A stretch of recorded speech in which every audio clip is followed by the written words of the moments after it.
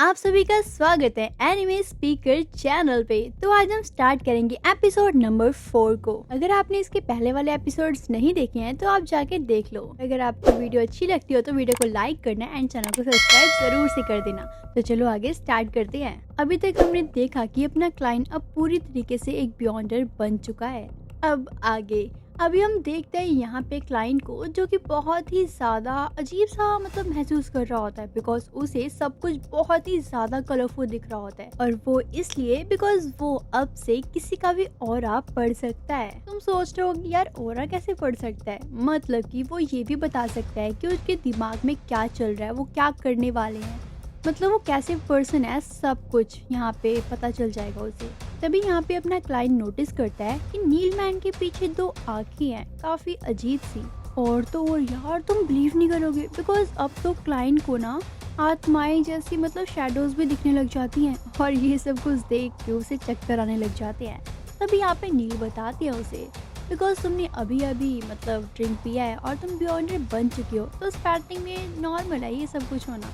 और हाँ, तुम्हें मैं बता दूं कि यहाँ पे मैंने जब बियॉन्डर बनने के लिए ये पोशन पिया था ना, तो उसके तो साथ और भी ज्यादा खतरनाक चीज हुई थी बिकॉज वो तो ना स्टेयर से नीचे गिर गया था।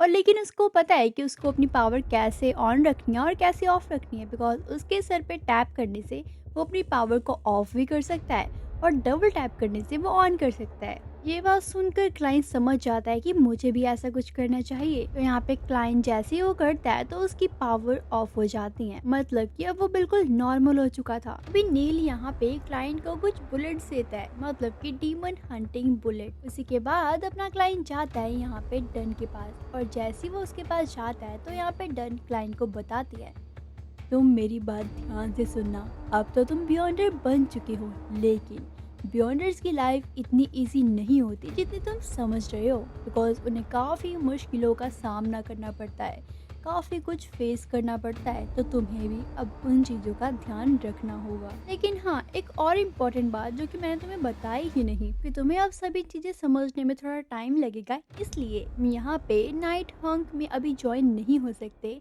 इसीलिए तुम अभी यहाँ पे एक लड़की की तरह काम करोगे और तुम्हें उसी के हिसाब से सैलरी भी मिल जाएगी। लेकिन यहाँ पे डन तो क्लाइंट को एडवांस सैलरी दे देता है। हालांकि आप सभी को पता है, मैंने आपको पहले वाले वीडियोस में बताया हुआ है कि यहाँ पे क्लाइंट की पूरी फैमिली के बारे में, लाइक वो कैसे रहता है, कौन कौन है उसकी फैमिली में, ज़्यादा कुछ तो नहीं बताया, लेकिन इतना पता है कि उसके मॉम डैड इस दुनिया में अब नहीं रहे। लेकिन यहाँ पे अपना क्लाइंट अपनी सिस्टर के साथ रहता है जो कि एक स्टूडेंट है, और उसके घर में कमाने वाला तो और कोई नहीं है सिवाय इसके बड़े भाई के। क्लाइंट के बड़े भाई का नाम है बांचुन, और वो भी हफ्ते में सिर्फ और सिर्फ 5-6 पाउंड ही कमाता है। तो इतना इनफ नहीं होगा ना, इसीलिए इनके घर भी काफी हद तक टूटा हुआ था बिकॉज इनके घर की छत जो थी वो भी टूटी हुई थी। हालांकि इनके घर में तो सिर्फ एक ही वॉशरूम था। तुम्हें याद है ना, पिछले एपिसोड में मैंने आपको बताया था कि यहाँ पे इनकी सिस्टर आई थी ब्रश करने के लिए, बिकॉज क्लाइंट के रूम में ही था वो वॉशरूम जो कि एक ही था। पहले की लाइफ तो कुछ ज़्यादा इंटरेस्टिंग नहीं थी, लेकिन अब शायद होने वाली थी बिकॉज यहाँ पे क्लाइंट को फर्स्ट डे में ही 12 पाउंड्स मिल चुके थे, क्योंकि अब उसे फीलिंग आ रही थी कि अब मैं अमीर होने वाला हूँ, अब हमारी कंडीशंस काफ़ी अच्छी हो जाएंगी। तभी यहाँ पे डन यहाँ पे क्लाइंट को एक टास्क देता है। वो कहता है, सबसे पहले तुम्हें एक छड़ी खरीदनी होगी और वो छड़ी लेके तुम्हें वेल्च के घर के आसपास चक्कर लगाने होंगे। यहाँ पे डैन ने उसे इसलिए ये सब कुछ बोला होता है ताकि उसे कोई क्लू मिल जाए। अरे हाँ भाई, मुझे पता है कि तुम सोच रहे होगे आखिरकार कौन सा क्लू। भाई एंटीगोनस फैमिली की जो किताब है ना, वो अभी तक नहीं मिली है, तो उसका क्लू। तो यहाँ पे क्लाइंट तो अपना काम कर रहा होता है आराम से, लेकिन उसके सामने एक घोड़ा बैलगाड़ी आती है, मतलब कि उसके पास आके रुक जाती है, जिसके अंदर होता है लेनर्ड। तभी यहाँ पे लेनर्ड क्लाइंट को अपने साथ ही एक मिशन पे ले जाता है। तभी यहाँ पे क्लाइंट उससे पूछता है, भाई कहाँ लेके जा रहा है तू, कौन से मिशन पे? तभी लेनर्ड उसे बताता है कि आज सुबह ही एक बच्चे को किडनैप कर लिया गया है, तो इसीलिए मुझे तुम्हारी जरूरत भी थी, इसीलिए मैं तुम्हें भी अपने साथ ले आया। तभी यहाँ पे क्लाइंट कहता है, अच्छा लेकिन हम तो सुपर डेंजरस जो होते हैं केस उनको सॉल्व करते हैं ना, तो फिर ऐसा क्यों? तभी यहाँ पे लेनर्ड उसे बताता है कि हम तो बस दिखावा करते हैं सिक्योरिटी होने का। तभी यहाँ पे वो उसे ये भी बताता है कि कुछ टाइम पहले तुमने उसकी बिल्ली ढूंढने दी थी ना, और वैसे भी तुम तो वहाँ की रेगुलर कस्टमर हो ना, तो इसलिए मैं तुम्हें लेके जा रहा हूँ। और वैसे भी अब तो तुम बियॉन्डर बन चुकी हो। जहाँ पे हम जा रहे हैं वहाँ पे तो तुम्हारी सीयर वाली पावर भी काफी हमारी हेल्प कर सकती है। इसके बाद यहाँ पे क्लाइंट को उस बच्चे के कपड़े दिए जाते हैं ताकि वो उसकी लोकेशन पता कर सके कि आखिरकार वो इस टाइम पर कहाँ पे है। तभी यहाँ पे क्लाइंट अपनी वो एक छड़ी सी उस कपड़े के ऊपर रखता है और चेक करने लग जाता है आखिरकार वो बच्चा गया तो गया कहाँ। अब तुम सोचो कि आखिरकार वो कौन सी टेक्निक यूज कर रहा है। यहाँ पे अपना क्लाइंट डाउजिंग रॉड नाम की टेक्निक को यूज कर रहा होता है सब कुछ देखने के लिए। तभी यहाँ पे क्लाइंट को पता लग जाता है कि आखिरकार वो बच्चा गया तो गया कहाँ। तो ये दोनों के दोनों वहाँ पे पहुँच जाते हैं उस घर के बाहर। लेकिन यहाँ पे अपना क्लाइंट तो घर के बाहर से ही सब कुछ स्कैन कर लेता है बिकॉज उसके पास है ही ऐसी पावर, क्योंकि वो घर के बाहर से भी भाई देख पा रहा होता है कि अंदर 2 किडनैपर्स बैठे हुए हैं। उसी के साथ साथ कोने में वो बच्चा भी बैठा हुआ होता है। तभी यहाँ पे लेनर्ड ये सब कुछ देख के उसे कहता है, मतलब क्लाइंट को कहता है, वैसे तुम तो बड़े कमाल के हो, जितना मैंने सोचा था उससे तो कहीं ज्यादा। फाइनली अब लेनर्ड और वो दोनों के दोनों उसके अंदर चले जाते हैं उस घर के अंदर। और वहाँ के जो लोग थे वो तो उनके ऊपर गोलियां चलाने लग जाती हैं। लेकिन यहाँ पे लेनर्ड उन सभी की सभी गोलियों को डॉज करता है और बोलता है, तुम्हारी इन गोलियों का हमारे ऊपर कोई असर नहीं होगा, तो तुम चला सकते हो। लेकिन ज्यादा देर तक ये सारा तमाशा नहीं चलता बिकॉज लेनर्ड उनके पास जाता है और उनकी गोलियों को, उनकी बंदूकों को मोड़ के तोड़ देता है और उसके बाद उनकी बैंड बजाता है काफी अच्छे तरीके से। सभी के सभी बेहोश हो जाते हैं कुछ देर बाद। लेकिन एकदम से कुछ होता है भाई उन लोगों को, उनकी आईज तो एकदम रेड हो जाती हैं और अजीब सी दिखने लग जाती हैं और वो बहुत ही ज़्यादा अजीब बिहेवियर कर रहे होते हैं। तभी यहाँ पे लेनर्ड क्लाइंट को बोलता है कि तुम उस बच्चे को लेके यहाँ से जल्द चले जाओ, नहीं तो उसको कुछ ना कुछ हो जाएगा। उसी के बाद हम देखते हैं गाइस यहाँ पे वो जो 2 पर्सन्स थे ना, वो कुछ ही सेकंड्स पे एक बहुत ही अजीब सा मॉन्स्टर बन जाते हैं। लेकिन हैरानी वाली बात तो ये है कि वो मॉन्स्टर लेनर्ड को टच भी नहीं कर पा रहे थे,